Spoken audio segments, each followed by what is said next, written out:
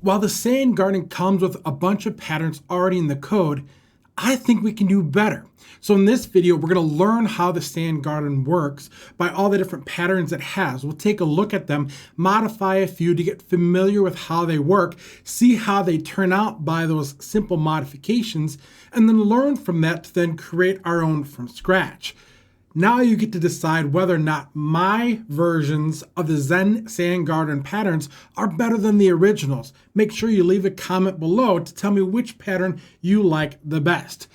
The cool thing about the Sand Garden is all the calculation type code is already there and you don't need to touch any of it. All you simply need to do is give it the points to move. Now the big difference between this and say the label maker uses the XY or the Cartesian system, grid system, to determine where a point is at. The Sand Garden uses the polar coordinates. So instead of an XY on a normal grid axis, it uses a polar coordinate, meaning one is a radial or distance away from the center, while the other one is the angle from the center point, from 0 all the way to 360. You give them the points and then it will do all the calculations to know how to move from where it currently is to where it needs to go. The two main parts that I would consider a Zen Sand Garden type pattern is that it is continuous or repeats upon itself, as well as it continuously changes. So it's not just running the same pattern over and over again, but there is some type of shift or movement. Maybe it's expanding outward or inward, or it's shifting around the circle. There are 3 levels to design your own type pattern. The first one is simply taking what is available, for example, this pattern rotating squares, and just changing some of the variables or data. These angular points show all 4 points of the square, so 0, 90, 180, 270. What happens if you change them around? And that's exactly what I did for this simple design, is just simply swapping these two. So instead of creating a square, it creates a crisscross or an X pattern. Very simple change that you can make to drastically change the outcome of the design. Now let's take a look at what a level 2 change can do. Taking the rotating squares concept, I modified it to only use 3 points. We have the 3 points. I called the one as the base, as the one that it comes back to. Then you have the 2 outer points at 120 and 240. Again, you can modify these angles to get a different type of look, along with angle shift. Using the same concept as the squares, I still drew the line for the first one. The second one I didn't though. I wanted it to go around the edge. So instead of giving it a line, I just said stay around the far edge. So every time it comes to this, it evaluates it to see if it's where it's supposed to be. One minor change to it, such as the degree of how much you're moving the angle, and you get a completely different pattern like this. Let me know which one you prefer. For the level 3, you'll have to stick around to the end to actually watch me write all of the code for the line dance pattern. Let's take a look at the code to see how all of this works. Now to start off, you need to understand that there are really 3 places that your code needs to be. First of all, it needs to be 2 places at the top to be able to set it up, and then the actual code at the bottom telling the target position where it needs to be. So this first spot up top is the list of the different positions, which will essentially be the algorithm to get the next target position. You can see by the names what they are, the simple spiral being the first one at top. For you to add your own, you just add this positions, your name of whatever you want it to be, and then copy and paste this last section as the setup portion of your code. The other place it needs to be is in the list of patterns for you to be able to select from. This is where it's going to identify what number it is based off of where it is in this list. So this will be number 1, number 2, and so forth when you are selecting the pattern on the Sand Garden selection. So make sure these are in alignment and you know which pattern it goes where. The rest of the code is essentially all the calculations needed to get you to move from your current position to the next position that you are providing. All of this is set around what these basic structs are, the position structs, or basically telling it where the radial position needs to be and where the angular position needs to be. Remember, those are the two coordinates that you provide when you are using a polar coordinate grid system. Once the pattern evaluates where it's at and where it needs to go, it will update this information with a new radial target and an angular target to tell you where to go next. We'll take a quick look at a few of the simple patterns that are already here for us to understand how it's working. How do you update the target position with the radial and angular position for the next move? The first one is the simple spiral. Essentially, it just keeps growing and growing, making a spiral from the inside to the outside, and then actually comes back in. As you can see, that position's target starts it off because this is that target end position, which is what we send back with the updated information. The rest of this code just helps track where it's currently at and to calculate where it needs to move to next based off of what you're trying to do with your pattern. For the simple spiral, you just need to update the angular and radial positions little by little to be able to move it around as well as move it out and back in. That's essentially all this is doing, is giving you how much you should calculate it by for the movements, giving you the step of how much that angle should move each time that it's called, and then some other calculations to just let it step by step move little by little. It sends it through the regular loop code, and there's a whole bunch of other code that goes on behind the scenes to get that movement to go to this next position that you've given it. Interestingly enough, this section of code will not run until it's moved to that position you last gave it. So you don't have to worry about it keeping track where it's at, because it will move to where you tell it to, and it won't come back to this code until it's completed that last move, and then it looks for the next move going on. The other one that's a really cool pattern that helps us see slightly different aspects of this is the rotating squares. Essentially, it makes a square and then rotates it or shifts it little by little on the angular position. To do that, you use that draw line function, but before you even get to that, you set up kind of the corners of the square. So you give it the 4 degrees of where you want the different positions to move. These are all the angular positions around the circle, while that 7,000 is just telling it to basically go to as far as it can go. These positions are set up to be able to track another set of positions internally to be able to move them around consistently. So you won't be giving all of these positions as a return. You'll just need to know which position you're on currently. You'll start at P1 and then you're moving to P2. So basically you just tell the line to draw from P1 to P2. It will complete that, and then from P2 to P3. As you can see down here, that's exactly what happens. P1 to P2, all this other information kind of comes with it. The segment lets you know kind of how fine-tuned the line is by how many movements you do within it. You don't need to mess with that. If you want to, though, it is up here. To keep track of where this is at in the progression of a square, we're just using the switch statement. And once you call this draw line, you add a step to it. So when it's evaluated again, it goes from case 0 to case 1. It gets the new point, and now this is going from P2 to P3. Add a step, and as you can see, it walks through all 4 of the steps. And once it completes all of the steps, it resets the step count and then shifts the angle. So the original point was at 0 degrees, and now it changes it to whatever the angle shift is, which I believe is 10. So now everything is going to be increased by 10, and that's where that shift happens to make the square go around the circle and create that really cool pattern. Now, taking the concept of the draw line, the spiral with the increasing radial and angular movement, or using this one where it's only changing one at a time, you can draw some really incredible patterns by mixing and matching the two combinations of these type of things.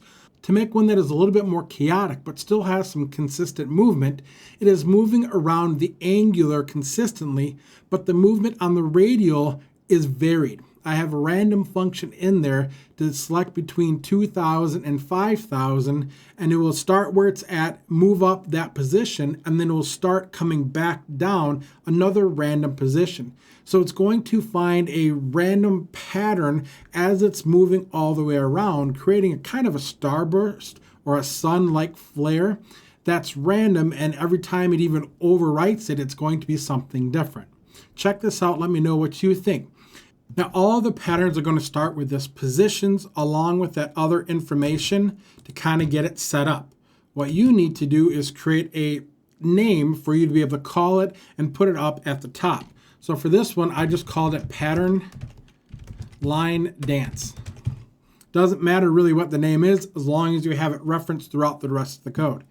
Now, also remember that we need to end this and send the information back from the target. So you do that with a return and your target point. And then make sure you always close out this function that we have running here. At the top, we want to create that position target that is always going to start fresh, give you new data. And then from there, that's what we are returning. So we create the position. So we create the position target, semicolon. And then from here, I'm going to be changing the radial step and angular step. And it helps to do this with variables. So that way, if you want to, you can make minor modifications with just a simple update to this bit of code. So I'm just going to initiate them at the beginning for the radial step, and I'll update that one a little bit later. This one, you do need to do a conversion. This is one of the calculations you do want to do. So this way it puts it into a step format instead of a raw number. And again, thankfully, this is the calculations that are provided to us. So you don't have to do anything other than copy and paste this information from one of the previous ones and just use that. Now, keep in mind, I want to have this move up and then back down to create this random line. So to do that, I just created a simple variable, a Boolean variable, that allows me to track what position I'm currently at. So that way I can know to go the other way around. So we'll just flip this back and forth. Depending on which one we just completed, we go the other way. Another thing that I've seen a lot of times to help kind of make sure it's set as a basic variable, we start with a first run to let it know that this is the first time that we've run through it, and to kind of set the parameters the way we want. And this one, I found out when I was initially doing it, it kept zeroing out and coming back to the center.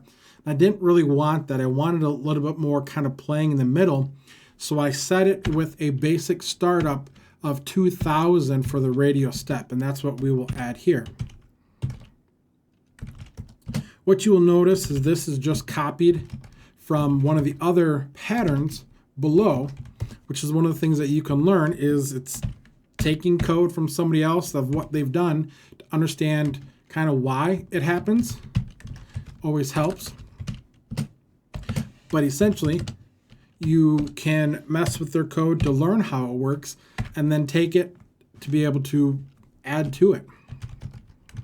So we're going to add the first run. We've completed the first run in this bit of code for the if statement, so we return that false. Now, when it's not the first run, we need to figure out what we're going to do after that. This is where a good rest of the other chunk of code happens. Next part is, are we going up or are we going down? So let's check that. And with this being a Boolean, the if statement checks for true or false, so you don't need to add an equals to sign. It's already looking for whether or not it's true or false based on the variable itself. So checking where it's at, currently it starts as true, and so we want to move up with position. So we add our radial step equals. So what I did here is add the value or the variable. The argument provided from our top line, the position's current, lets us know where we currently are at. So you can use that current argument variable to then add more to it. So we use the random function. This is the minimum amount that it can move, and this is the max amount. So it's going to pick a random number between 2,000 and 5,000. And because we have this set up at the top, which was done already, it knows how to use the random seed function. So every single time you get a new random seed. If you want to learn more about that, you could check out one of my other videos. So now we have gone up, so we want to go down the next time and change that. So we want to go the other way now and essentially just inverse this by going subtracting. Simple as that. Now this would be a very simple way to do a separate function just to check where you're at and then make it opposite. I just kept it simple for now, and obviously we want to switch back to true, otherwise you're going to keep going the same way, or actually it just won't even work. So from here, let me check to see where we are at. Okay. So we've completed that part. Now we just need to update the target information with a few other things. The one thing I didn't like that I saw happening is the radio step would actually go negative, which means it would zero out a lot. And then it kind of got stuck at the center point. So again, I wanted to try and keep it more in the middle. So I would zero it out. If it did actually go negative, I would just reset the radio position to 0. So that way it didn't try and go negative. And at least it would move back to the middle a little more reliably. Otherwise, it just kept going back to 0 and staying very close to it, not really making much of a pattern. And obviously, if it's not 0, I just want to grab the radial step calculation that we have up top and put that here.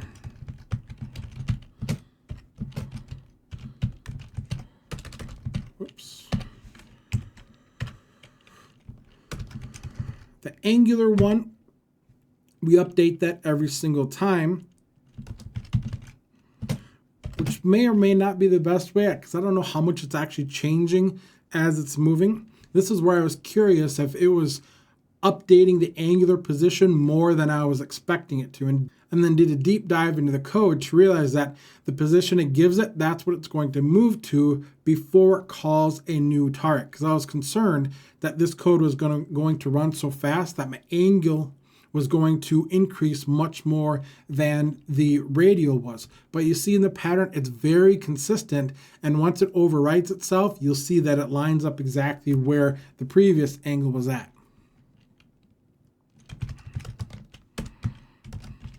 And then we just add that angular step that we defined up top